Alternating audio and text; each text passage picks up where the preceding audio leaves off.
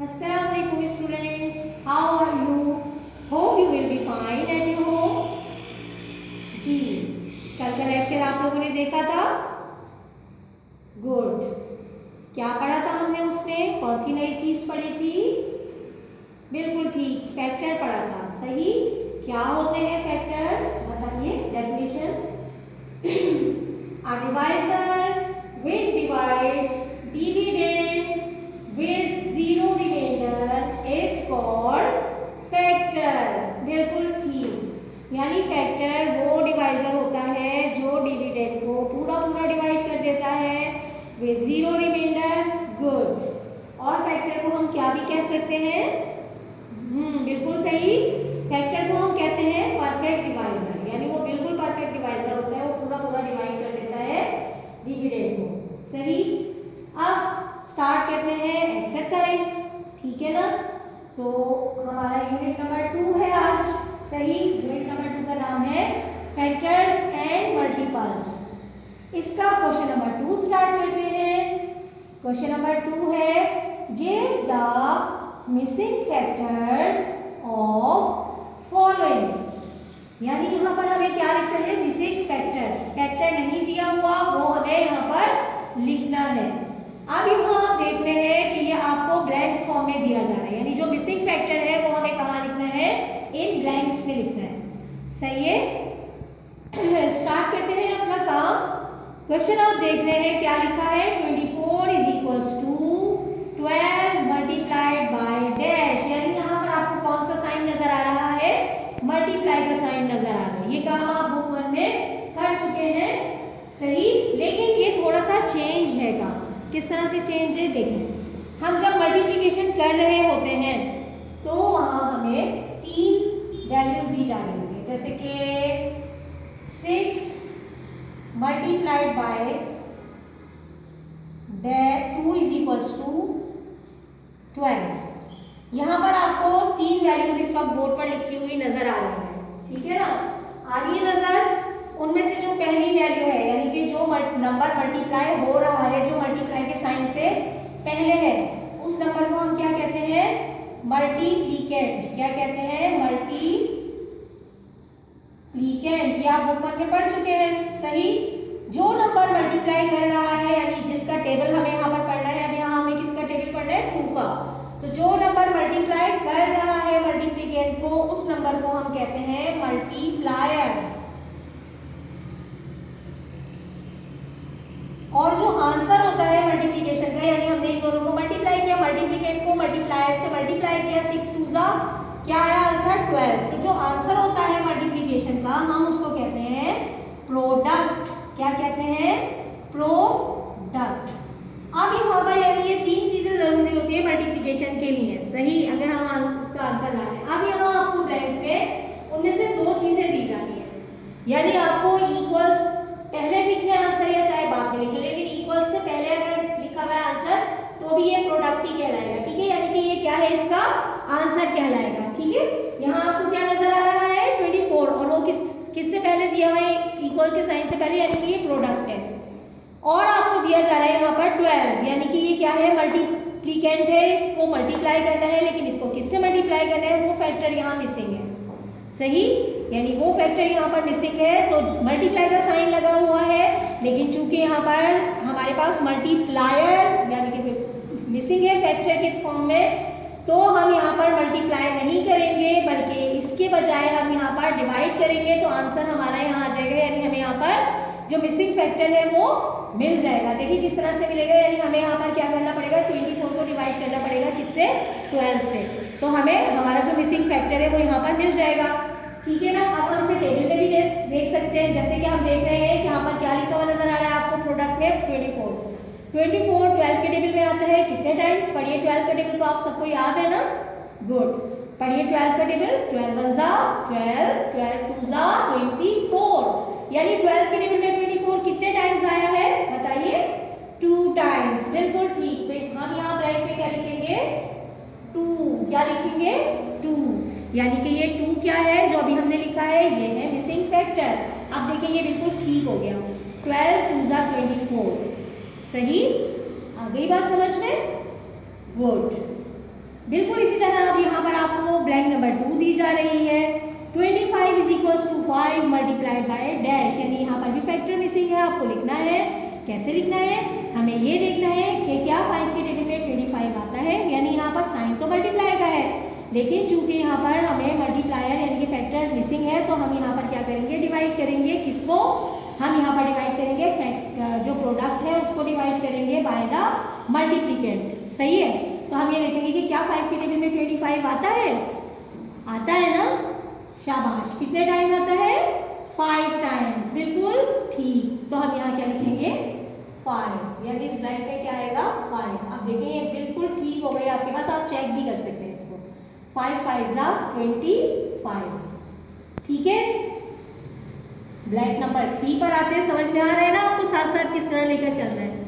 अब देखिए blank number 3 पर आइए आप, यहाँ क्या लिखा है, 39 इज इक्वल्स टू 3। अब हमें दिख रहा है कि 3 के टेबल में 39 आता है या नहीं आता। आपको पता है 39 आता है 3 के टेबल में, लेकिन 3 का टेबल जितना आपने याद किया है वो तो खत्म हो जाता है 30 पर, यानी 3 10 30 पर खत्म हो जाता है। लेकिन ये 3 के टेबल में आएगा 3 से पूरा डिवाइड होगा। कैसे, अगर हम 3 और 9 को प्लस करते हैं अकॉर्डिंग टू डिविजिबिलिटी रूल, तो क्या आता है 12, और 3 के टेबल में चूंकि 12 आता है तो ये 3 से डिविजिबल है ना। कैसे करेंगे इसको, देखें, डिवाइड का प्रोसेस करेंगे हम यहाँ पर।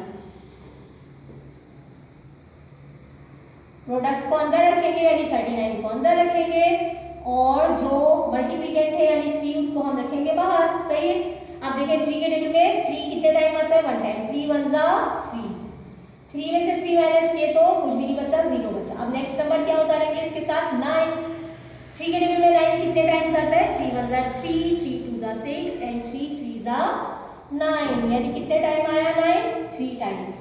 9 में से 9 माइनस किए तो क्या बचा हमें यहाँ पर, क्या मिला, 0। ठीक है, तो यानी आपको समझ में आ गया कि 0 रिमाइंडर आ गया। ये क्या बन गया आपका, परफेक्ट डिवाइजर, और परफेक्ट डिवाइजर क्या होता है, फैक्टर। यानी यहाँ पर क्या आएगा आपका फैक्टर 13, क्या आएगा 13।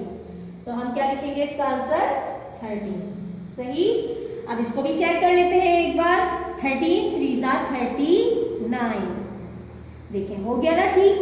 तो अगर बड़े नंबर आ जाते हैं यहाँ पर आपके पास, तो आप बिल्कुल भी परेशान ना हो, आप उसको डिवीजन मेथड से कर लीजिए। सही है, और ये तो डिवीजन तो आप लोग कर ही चुके हैं। आ जाते हैं ब्लैंक नंबर 4 पर। 42 is equals to 6 multiplied by dash, यानी अब आपको क्या देखना है कि 6 के टेबल में 42 कितने टाइम आता है। 6 के टेबल पढ़िए और बताइए कितने टाइम आया जी, 7 टाइम आता है। 6 7 जा 42। आप करके भी देखें इसको चेक, 6 7 जा 42, यानी ये आंसर हमारा बिल्कुल ठीक आया, यानी फैक्टर 7 ही आना था यहाँ पर। सही है, आ जाते हैं आगे नंबर ब्लैंक नंबर 5 पर। 54 is equals to 9 multiplied dash. 9 के टेबल में आप देखेंगे 54 कितने टाइम्स आता है, बताइए कितने टाइम आता है जी, बिल्कुल 6 टाइम्स आता है। टेबल्स तो आप लोग याद कर चुके हैं ना, तो आपको आप परेशानी नहीं होनी चाहिए। देखिए इसीलिए आपको जब टेबल्स याद करवाए गए थे तो आपसे कहा था टेबल्स बहुत अच्छे तरीके से याद कीजिए, फोकस कीजिए, क्योंकि आगे हमेशा हर चीज़ में आपको टेबल्स इस्तेमाल करने पड़ेंगे। देखिए मैंने सही कहा था ना, यहीं पर ही आपको टेबल्स यूज़ करने पड़ गए, बल्कि इस पूरे यूनिट में क्या आगे पूरी बुक में आपको जगह जगह टेबल यूज़ करने पड़ेंगे।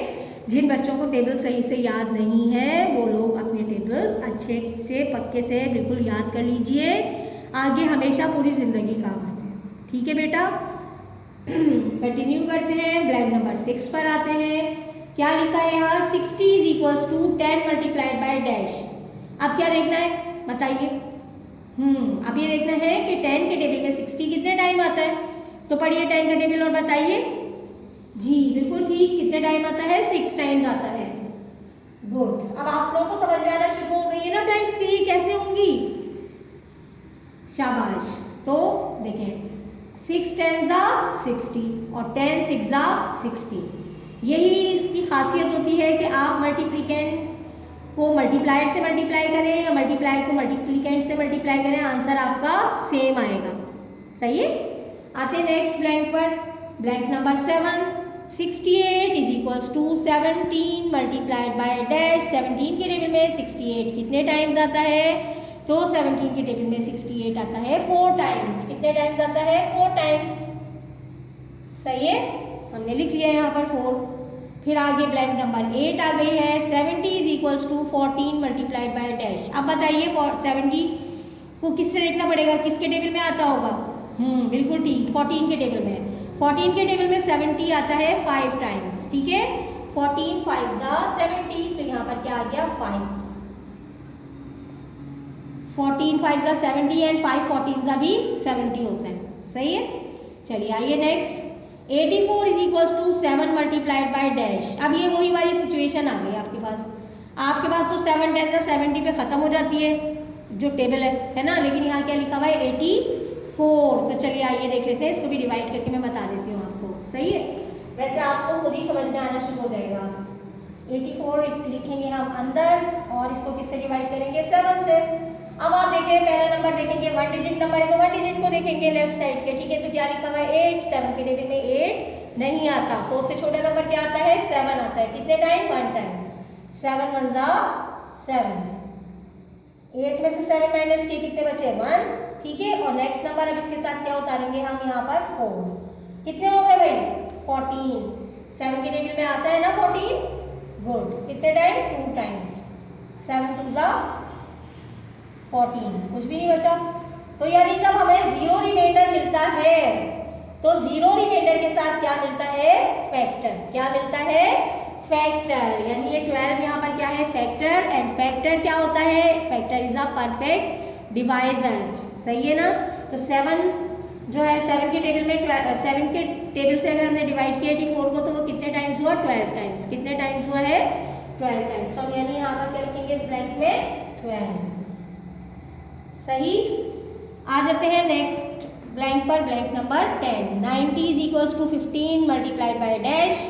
15 के टेबल में देखिए 90 कितने टाइम आता है जी? 6 टाइम्स आता है। कितने टाइम्स आता है? 6 टाइम्स। तो हम यहाँ पर क्या लिख देंगे? 6। अच्छा, एक और बात आपको बतानी थी, वो ये बतानी थी कि आपको जो इक्वल्स के बाद दोनों नंबर्स दिए जा रहे हैं, ठीक है, ये दोनों नंबर्स ही फैक्टर्स हैं। ऐसा नहीं कि सिर्फ 4 फैक्टर है 68 का, 17 भी 68 का फैक्टर है और 4 भी 68 का फैक्टर है। यानी ये जो दोनों नंबर्स आपको मिल रहे हैं मल्टीप्लिकेंट और मल्टीप्लायर वाली फॉर्म में, जो दोनों नंबर्स हैं, ये दोनों नंबर्स ही फैक्टर हैं प्रोडक्ट के, ठीक है। इस गिवन नंबर के दोनों फैक्टर्स हैं। जैसे 60 के 10 भी फैक्टर है 60 का और 6 भी फैक्टर है 60 का। आ रही बात समझ में? गुड। सिर्फ ये बात समझिएगा कि जो नंबर्स हमने ब्लैंक्स में लिखे हैं वो है इनके फैक्टर्स। जो दोनों नंबर्स हैं ये दोनों नंबर्स ही इस नंबर के फैक्टर्स हैं, ठीक है बेटा। ये काम आपकी बुक पर मौजूद है, आइए देख लेते हैं हम अपनी बुक पर जी। तो एक्सरसाइज 2.1 सही आप काम करेंगे आज, तो यहाँ पर डेट डालेंगे आज की, सही। क्वेश्चन नंबर 1 हम कॉपी पर कर चुके हैं अपनी नोटबुक पर। क्वेश्चन नंबर 2 पर आ जाइए, जो अभी हमने किया है, give the missing factors of the following. ये जो 1 to 10 क्वेश्चन हैं ये मैं आपको भी बोर्ड पर समझा चुकी हूँ, सही है। पेज नंबर कौन सा है? 37 है। आ रहे हैं ना सब लोगों को नज़र? तो ये मैं करवा चुकी हूँ आप लोगों को अभी बोर्ड पर, समझ में आ गया ना आप लोगों को? सबको समझ में आ गया है ना काम? शाबाश। अब आप लोगों को जो ये वाला कॉलम है यानी 11 to 20 ये वाले क्वेश्चंस खुद करने हैं। यानी ये साइड आपका क्या है? होमवर्क। क्या है ये साइड आपकी? होमवर्क है। आप लोग ये खुद करेंगे, ठीक है बेटा। चलें, अब ये काम तो आपका होमवर्क का था, ये आपको समझ में आ गया, होमवर्क है ये आपका। अब आ जाते हैं हम आगे, आइए नेक्स्ट पेज पर। नेक्स्ट पेज पर यानी कि पेज नंबर 38 पर, सही। पेज नंबर 38 पर काम शुरू करते हैं हम अपना। सबसे पहले आप डेट डालेंगे आज की यहाँ पर, सही। अब यहाँ पर आपको क्वेश्चन नंबर 3 दिया जा रहा है। क्वेश्चन नंबर 3 क्या है? स्टेट ट्रू और फॉल्स, यानी ट्रू और फॉल्स लिखें। अगर गिवन स्टेटमेंट सही है, ठीक है, तो हम टी लिखेंगे, ट्रू लिखेंगे, और अगर गलत है तो हम क्या लिखेंगे? फॉल्स। आपको याद आया या आपके अभी जो फर्स्ट टर्म के एग्जाम्स हुए थे उसमें भी इस टाइप का एक क्वेश्चन था, है ना? तो ये वाला काम इस हिसाब से बहुत इंपॉर्टेंट है, लिहाजा ध्यान से कीजिएगा, समझ लीजिएगा। फैक्टर्स तो अब आप लोगों को समझ में आ गए हैं, डिविजिबिलिटी रूल्स भी आप लोगों ने समझ लिए थे, तो उन दोनों चीज़ों को मिलाकर ही हम ये वाली जो ट्रू फॉल्स है वो करेंगे, सही है। पहली है 5 इज़ द फैक्टर ऑफ 16। 5 जो है वो 16 का फैक्टर होता है, तो क्या 5 के टेबल में 16 आता है? नहीं आता। क्या आता है? बिल्कुल ठीक, 15 आता है, यानी कि 5 is not the factor of 16। सही। तो हम यहाँ पर क्या लिखेंगे? फॉल्स। आप F भी लिख सकते हैं और आप पूरा फॉल्स भी लिख सकते हैं, दोनों बातों की आपको फ्री हैंड दे रही हूँ मैं यहाँ पर। सही है। नंबर 2 पर आ जाइए। 3 इज़ द फैक्टर ऑफ 24। 3 24 का फैक्टर है, यानी 3 के टेबल में 24 आता है। तो आप 3 का टेबल पढ़िए, क्या 3 के टेबल में 24 आ रहा है? उससे पहले हम अगर डिविजिबिलिटी रूल्स को देखते हैं, 2 और 4 को प्लस करें, कितने हो गए? 2 और 4 6। 3 के टेबल में 6 आता है ना, तो इसका मतलब ये 3 के टेबल से डिविजिबल है, यानी कि ये स्टेटमेंट क्या है? ट्रू है। टेबल पढ़ेंगे तो भी 24 ज़रूर आता है 3 के टेबल में, लेकिन अगर हम अकॉर्डिंग टू डिविजिबिलिटी रूल देख रहे हैं तो भी ये बात ट्रू है। नंबर 3 है 7 इज़ द फैक्टर ऑफ 27। 7 के टेबल में 27 आता है, फैक्टर है 7 जो है वो 27 का। आता है 7 के टेबल में 27? नहीं आता। बिल्कुल ठीक, बल्कि क्या आता है? 28। तो इसका मतलब है ये क्या है? फॉल्स। तो हम यहाँ पर क्या लिखेंगे? False. FALSE, false. Number 4 blank पर आ जाइए। 6 इज़ द फैक्टर ऑफ 36। 6 के टेबल में 36 आता है, क्योंकि 6 जो है वो 36 का फैक्टर है। तो सही बात है या नहीं? बिल्कुल ठीक बात है, क्योंकि 6 के टेबल में 36 आता है। और अगर हम डिविजिबिलिटी रूल्स के अकॉर्डिंग देखें, 2 के टेबल में देखें ये नंबर आता है, क्योंकि इसके यूनिट प्लेस पर 6 आ रहा है। और 3 के टेबल में ये नंबर आता है या नहीं आता है, ये चेक कर लेते हैं। 3 और 6 कितने हो गए? 9। तो इसका मतलब है ये 3 के टेबल में भी आता है, तो ये 6 के टेबल में भी आएगा। ठीक है, 6 6 वैसे भी 36 होते हैं, यानी ये क्या है? ट्रू। आइए नंबर 5 पर। 11 इज़ द फैक्टर ऑफ 80। 11 के टेबल में 80 आता है। 11 के टेबल में 80 आता है। आता है 11 के टेबल में 80? नहीं आता। 88 आता है। क्या आता है? 88। तो हम यहाँ पर क्या लिखेंगे? फॉल्स, यानी कि ये बात सही नहीं है ना, तो हम यहाँ पर लिखेंगे फॉल्स। आसान है, इतना मुश्किल नहीं है ना। अब अगर मैं आपसे कहूँ कि क्वेश्चन नंबर 6, 7, 8, 9 और 10 आप खुद करें, ये आपका होमवर्क है, तो आपको मुश्किल नहीं लगना चाहिए, बल्कि अच्छा आपकी प्रैक्टिस हो जाएगी। ठीक है, तो ये वाले जो 5 सवाल हैं ये भी आपका होमवर्क है। सही है। और जो पीछे हमने अभी पेज नंबर 37 पर आपको काम करवाया था, उसमें क्वेश्चन नंबर 11 से लेकर और क्वेश्चन नंबर 22 तक आपका होमवर्क है। यानी ये आपको आज 2 सवालों में होमवर्क दे रही हूँ मैं, क्वेश्चन नंबर 2 में और क्वेश्चन नंबर 3 में। तरीका आपको समझ में आ गया है। अच्छा, नीट एंड क्लीन काम कीजिएगा। जब तक मिलते हैं नेक्स्ट वीडियो में, तब तक के लिए अपना बहुत ख्याल रखिएगा। अल्लाह हाफिज़। जी, तो अपना बोर्ड पर लिखा हुआ होमवर्क भी देख लीजिए। क्या है? Question number 11 to 20 question number 2 का करना है। ठीक है, ये पार्ट्स हैं रोमन में जो आपको दिए जा रहे हैं। और 6 to 10 जो है वो आपको क्वेश्चन नंबर 3 की करने, जैसे मैंने आपको अभी बुक में बताया है। ठीक है, देखें यहाँ पर रोमन नंबर्स क्वेश्चन सब क्वेश्चंस के लिए इस्तेमाल हुए हुए हैं ना। तो मतलब जितना भी कुछ आपको पढ़ाया जा रहा है ना, वो सारी चीज़ें वो हैं जो आपको इस्तेमाल में आती हैं आगे। ठीक है, चलिए मिलते हैं नेक्स्ट लेक्चर में, तब तक के लिए अल्लाह हाफिज़।